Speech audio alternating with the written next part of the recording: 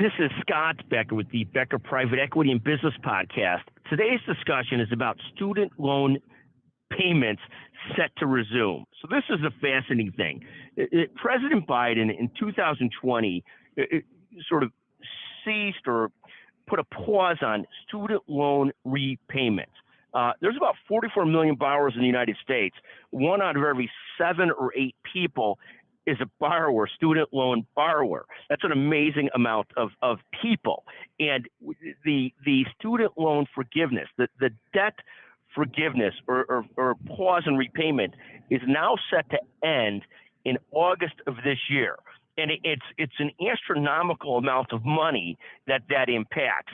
I mean, many of those payments are several $100s per person, and they add up to literally $10 billion plus a month of repayments that are going to start again. I mean, it's actually amazing or ridiculous, or whatever you want to call it, that there's been a 3-year pause in those where lenders have been waiting to get paid in those loans.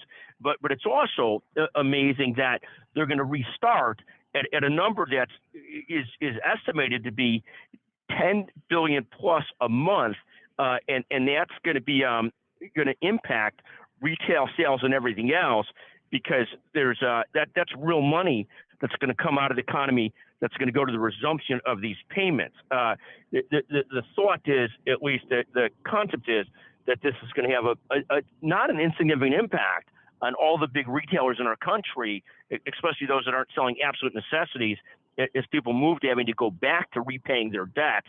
Reminds me of Game of Thrones, like the Lannisters. We always pay our debts. If anybody remembers that reference from Game of Thrones, we always pay our debts.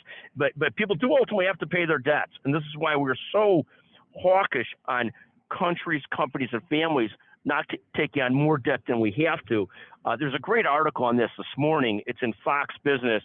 Student loan repayments could slam big name retailers this fall. I think it's a fascinating story that, President Biden tried to relieve some of the student debt. He's tried to pause the student debt. It's obviously right or wrong.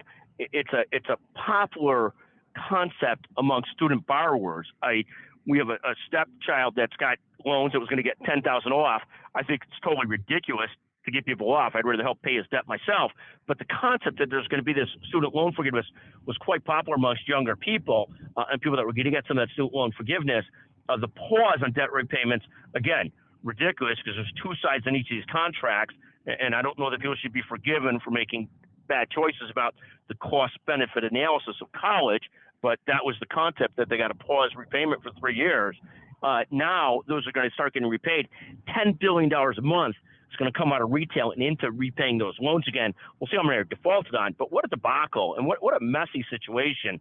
But of course, there shouldn't have been a 3-4 year pause on repaying one's debts. All of us would like that, but the real answer is, don't take on more debts than make sense for you to take on.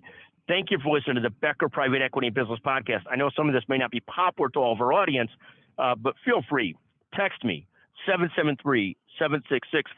If you're the first person to give me your opinion on this particular podcast, I'll send you a $100 Amazon gift certificate. You can't be someone that's claimed this gift certificate in the last month.